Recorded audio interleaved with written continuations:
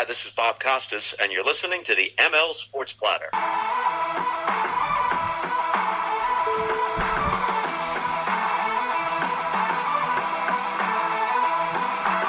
The ML Sports Platter back with you all over the major platforms like Spotify, Google, Apple, Stitcher, Deezer, you name it. Download, subscribe, leave feedback, and a 5-star review. Just find that podcast icon. For example, on an Apple phone, it's a purple podcast button. Tap it, hit search, type in ML Sports Platter, and hit subscribe. And you'll get new and archived episodes into your smartphone device. The likes of Bob Costas, Adrian Wojnarowski, Kel Ripken Jr., Eric Wood. Huge guests here on The Platter. Brought to you by Stanley Law Offices, Liverpool Physical Therapy, the Allen Angus Pub, and Sit Means Sit Syracuse. If you're in and around Central New York, get on over to Sit Means Sit Syracuse, the best dog training in the land. They have any breed, any behavior, any dog. Welcome. Free consultations right now. SitMeansSit.com and find the Syracuse branch and go like them on Facebook and follow them on Instagram as well. This podcast is going to focus in on one topic and one topic only, and that is the Dodgers and the Padres. The Padres and the Dodgers. I'm hoping that this thing, through the first several games, really becomes one of those rivalries that baseball needs. I'm hoping with the star power. I mean, think about this. The crazy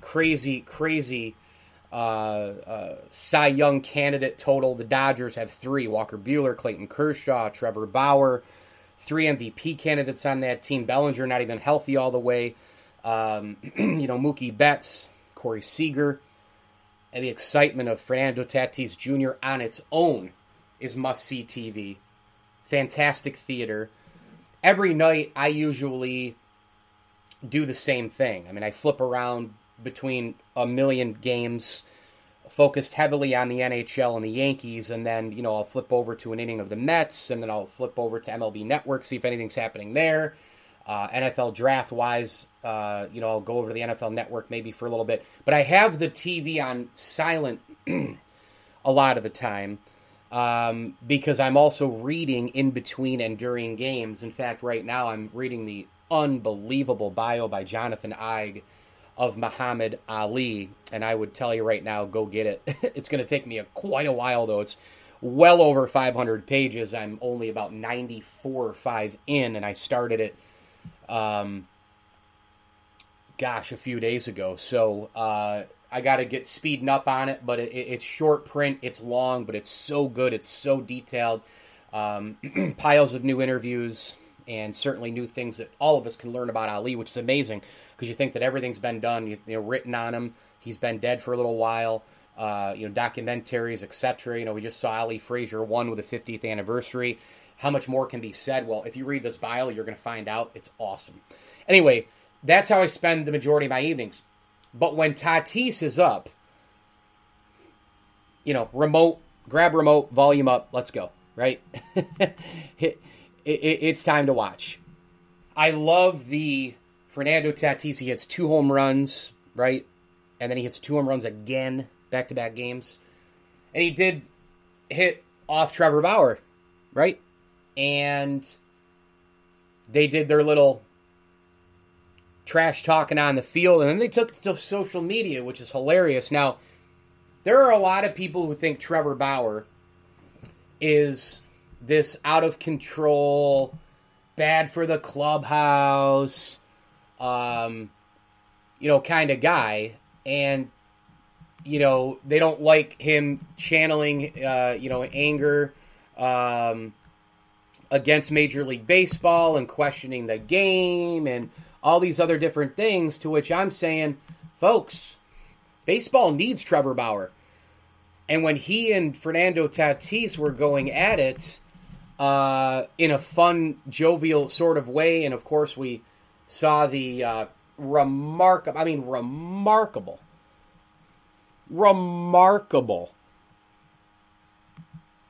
home runs by Tatis, but the GIF, or I guess it was a GIF with Fernando Tatis, holding, Trevor Bauer after the whole daddy comment and the like. It was phenomenal. I mean, it was It was great. And you know what's funny is that a lot of folks who don't like this whole Twitter thing and, the engagement and back and forth and Bauer, doing it, oh, he's so obnoxious, he disrespects the game. I love hearing that one. Oh, he disrespects the game. What's mind-boggling is that guys going to Twitter, and I'm not saying that athletes should be on Twitter all the time. I think Twitter's a dangerous place to be a lot of times because it is a cesspool. And I got to tell you, you could be the most engaging, most positive person, never tweet one thing negative and be an athlete, but fumble a ball, and people have death threats to you. Never said one negative thing in your life on Twitter. Nothing malicious, nothing offensive, nothing degrading someone, nothing. But somebody's still always going to come at you. If you can handle that part of it, then, go on Twitter. Trevor Bauer and Fernando Tatis going at it on Twitter, and before that on the field with their little fun back and forth. This is a part of the rivalry. Rivalries have stars. It has trash talking. Think about the Yankees-Red Sox back when it was really, really good. That 2000, that 99 to 2004 type of time. The 70s with Thurman Munson and Billy Martin and Reggie and Carlton Fisk and all these different guys. A rivalry, you have stars, you have players who hate each other, you have rivalries within players. I mean, Carlton Fisk, Thurman Munson playing the same position. Now you've got Bauer against Tatis, right? I mean, this is kind of a nice little, appetizer for the rest of the games this year. And I think that's another big thing too, by the way, that it's not just, oh, hey, it's Royals-Cardinals and it's in-state, and this is a nice little, rivalry. No. This is two teams that have gone out of their way to steal the spotlight in Major League Baseball, spending a ton of money. I mean, the Dodgers have built the best, arguably, farm system. Andrew Friedman, they plucked him from Tampa. They're dangerous because they have the great farm system plus a monster payroll. They went out and got Trevor Bauer. They won the World Series, and they went out and got Trevor Bauer. They've made the World Series, and they went out and got and traded for Mookie Betts. They signed Mookie Betts long term. They win a World Series, they go out and get Trevor Bauer, the best pitcher on the market, right? They've got major players. They have guys locked up for a long, long time. The Padres spent $814 million total on their payroll. They went out and got Hosmer. They went out and got Machado. They went out and got Tatis. They went out and traded for Blake Snell. They went out and got Yu Darvish. These teams, I mean, the West Coast is where it's at, man. I mean, the Dodgers and Padres, it's the must-see baseball thing. It is the #1 theater. And so you have two teams super committed, two teams in the division play 19 times. It's not just an interleague splash for 3 games and we forget about it. They're going to play each other over and over and over again. I mean, for Christ's sake, the first series they played, they turned right back around and played again. And they've got double-digit games still to go. So you've got them in the division. You've got the rivalry budding. They're in the same state, right? They're in the same division. They've got star power. You have player rivalries amongst Tatis and Bauer. You have money spent. You have the success of the Dodgers, where they're the Kings right now. They're Goliath. And the Padres, despite spending a lot of money, and we know we are in the know of them being really, really good, and they've shown that, they're still playing the David right now. Why? Because they're chasing the Dodgers, much like the Red Sox were chasing the Yankees during those times as well. The rivalry within the rivalry with the players and the history and the curse of the Bambino and all the other things going on. And then the Red Sox eventually topple the Yankees in 2004, right? Winning 4 in a row in the ALCS. This is a major, major, major deal for Major League Baseball. I mean, this is a huge opportunity to capitalize on this rivalry. I couldn't believe the first series they didn't play on Sunday Night Baseball. But this is where it's at. This is the must-see TV. Go look around Major League Baseball. There are great things going on. I understand. Vlad Jr. bombing the ball at 3 home runs the other night. Okay, great stuff. Right? Shohei Ohtani and Mike Trout with the Angels are absolutely absurd right now. They're a 500 team. They're just hovering around 500. That's it. Shohei Ohtani pitching 5 innings and then getting base hits and home runs. It's all awesome. It's great theater. Good for him. Unbelievable athlete. But the Angels are just an average team. Pujols is chasing 700. Cool. Just an average team. Mike Trout, best player in baseball. Just an average team. Stop us if you've heard that before, right? Look around baseball. Baseball, I mean, it's mediocre across the board. Tampa, Toronto, Baltimore, the Yankees, all 500, below 500, barely above 500, right? Like Royals, White Sox, Cleveland, Detroit, Minnesota's way below. I mean, I just, you look at Texas and the Angels and the Astros and the Mariners, those clubs right around that 500, just below, just above, right? Same thing with all the teams in the NL East, NL Central, everybody in the West outside of the two aforementioned teams that we're focusing on this entire podcast, in the Dodgers. Well, the Padres actually have hovered around 500, under and a little bit over. The Giants have been a nice surprise this year, which leads me to, wouldn't it be something if the Giants, and hats off to Buster Posey, because I'm loving Buster Posey back playing great baseball, but wouldn't it be something that the Dodgers and Padres were not only the top rivalry, the budding rivalry, and by the way, Dodgers-Padres has a long way to go before it gets to Dodgers-Giants, not just from a California standpoint, but goodness gracious, that rivalry back in the 50s with Ebbets Field and the Polo Grounds and Willie Mays and Duke Snider and those two teams battling for the pennant every year for the right to go to the World Series, in most cases to play the New York Yankees. What a time the 50s baseball scene must have been. I've said for a long time, if I had to choose to be put in a time machine to go see anything in the history of sports, I might go back to 50s baseball, the golden era of New York baseball, the Willie, Mickey, and the Duke, the World Series played almost every single year in New York. You think about, it was played there in 50, 51, 52, 53, 54. The Giants, that was their year. 55, Dodgers finally beat the Yankees. 56, Yankees. 57, 58, and the Yankees and the Braves. 59 was the only year in the 50s there without the World Series in New York. This is the Go-Go Sox and the Dodgers, I believe, that year, but they had already moved. So just that whole deal, Willie, Mickey, and the Duke, the proximity, Yankee Stadium, Polo Grounds, Ebbets Field, ridiculous. And that rivalry, really budded to that time. They both moved to the West Coast, and they continue the rivalry. I think it's been solid, but it's nowhere near what it was when it was in New York. But could you imagine if the Giants can stay up there a little bit, right? If the pitching hangs in there through, June, July. They're getting some renaissance play from major guys from the championship era as well. I mean, Brandon Crawford has looked really, really, really good, right? I mean, really good. I think, Buster Posey, obviously, I think is, I don't know if he's quite there at Hall of Fame level, but man, he could still build on that, right?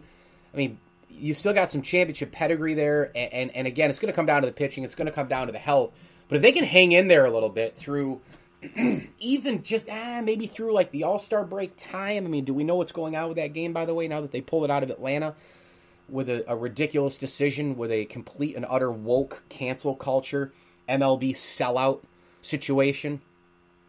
Embarrassing, by the way, and trying to pump the Black Lives Matter movement and all the rest. Yeah, congratulations. What you've done by pumping the inconsistency of the Black Lives Matter, which, by the way, does promote broken homes, and all the violence that has created since the BLM thing has started and the marches and the bull crap. Let's also focus in on how many businesses were affected in Atlanta, owned by many Black Americans. Yeah. You took away a lot of business from Black business owners, thinking that you were making the right decision. Woke cancel culture is getting out of control, and I'll leave it at that. But wouldn't it be great if the Giants and the Padres, and the Giants, well, both the Giants and the Padres were, a little bit of a, kind of a two-pronged, little rivalry there. That'd be pretty fun. Here's how a lot of the Dodgers and Padres sounded. Unbelievable stuff across the board. Just I wanted to play a few highlights here and continue on the back end about these two teams. I just think it's great theater. I love the superstar play. You can't get more exciting than walk-off catches from Mookie Betts. And by the way, Mookie Betts and Fernando Tatis, I mean, you've got, I think, if everybody's healthy on both these rosters, right? Everybody, I think you have two of the top 5 players in baseball, Tatis and Mookie Betts. I'd probably say the other 3, when healthy, gosh, I mean, Mike Trout's got to be in there. I would say Mike Trout has got to be in there. Ronald Acuna Jr.'s in there. That 5th spot, I mean, you could probably argue it for a lot of people. Maybe I'd put Bellinger in there. I mean, really, Yelich has been hurt too. If he's healthy, maybe he's in there. Nobody on the Yankees, Red Sox. I mean, the Blue Jays guys still a little ways to go. Vlad could make a case for it in a year. Lindor, probably not. You've gone a little bit down the ladder on that. Anybody? I'd probably say Bellinger. Bellinger, Betts. Bellinger, Betts, Tatis, Acuna Jr., Trout. Just quick off the deal, because all these other guys. Look at Nolan Arenado. You're like, oh my God, great player, unbelievable fielder. Boy, he can hit, but he's not as good a hitter as Bellinger. And Bellinger also has the fielding aspect, which is pretty close to, if not better than, Arenado. You've got that situation happening with a bunch of other players in Major League Baseball. So, Harper comes down a little bit now with average and some of his numbers. I know the OBP and the OPS and slugging and such are still there at the end, but you look at the overall plays, also not spectacular defensively, where Tatis is, Betts is, Bellinger is, Trout is, and on the base pass as well. That's another big thing. And that's where I love Mookie Betts, too. Fernando Tatis, these guys run the bases great, and I think Mookie Betts is actually the best player in baseball. I think it's literally a hair split over Mike Trout based upon the fact that he is so diverse and he is so ridiculous on the base pass. He is so game-changing, and he's done it on the big stage not once but twice as well. I mean, multiple times he's done it on the big stage. So let's hear how some of this sounded. Padres, Dodgers, I mean, baseball's down. I'm frustrated with baseball. My favorite team, the Yankees, are trash. They're stale. They're one-dimensional. Their home runs, relying on the home run, right-handed hitting is just, there's too much of it. Not enough pitching. Bullpen's going to get taxed eventually. They can't get hits with 2 outs consistently. They've had awful performances this year already. They're built the wrong way. Brian Cashman's overrated. He shouldn't be the GM anymore. Aaron Boone should be fired. Hal Steinbrenner, though, is the owner and couldn't care less. You don't know where the hell he is. You never hear from him. And until he wakes up and actually cares, it's not going to change. Cashman and Boone are just going to be there, and it's just going to be continued garbage. 95, 96 wins. Oh, win another AL East. You're constructed poorly. You get exposed in the postseason. The Padres and Dodgers are constructed perfectly. And I know payroll can help with that, but a lot of the draft, a lot of the farm system we've talked about, all those things have contributed. Padres and Dodgers. Man, so good. Gonzalez is trying to go right center field. Diving play. A walk-off catch. Mookie Magic. Unbelievable play, and just the range. He was playing center field, by the way. Center field. He's a right fielder. It's unbelievable. It's remarkable. It really is. I think right now, I think he's got actually a little bit of an edge over Trout, and I think he has a little bit of an edge over Trout in terms of the base, not just defensively, but on the bases as well. I just think he's been unbelievable. He really has been. And then there's a guy by the name of Fernando Tatis Jr. Last night, trying to get back into the swing of things. One out in the third. Fernando Tatis Jr., welcome to Dodger Stadium. Out of the yard to the pavilion to put the Padres on top 2-1. Third home run of the year, second home run given up by Kershaw tonight. First Myers, more recently Fernando.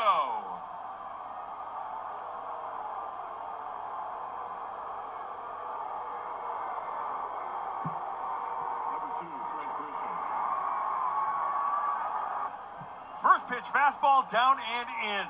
Oh, and Kershaw, look at his reaction. He knew it. There was no doubt about that one. Everybody in the ballpark knew it. Oh, do you hear the drums, Fernando? Wow. That's a ball. Yeah, one of his several home runs, Padres TV on the audio courtesy, and he hit it off Clayton Kershaw. And, it's really just going to be spectacular all year. I mean, that's really what this boils down to. I am so fired up for Giants and Dodgers as well inside the division, but Padres, Dodgers, it's must-see baseball TV. There's no other way to say it. And looking at, I'm just pulling up the Dodgers schedule here, just to kind of see, what we've had so far, with these games. Seeing where, let's see, go back to the first series. Let me see, April. They've played, I'm trying to figure out how many times they've played. My guess is 6. 6 games. They played at San Diego for 3, took 2 of 3 from San Diego, and then lost 2 of 3 at home to San Diego. So these teams have played 6 times first month of the season, and they still have 13 games. Oh, I'm sorry, they played 4 games, so 7, okay. 3, it was 2 of 3. The Dodgers won in San Diego.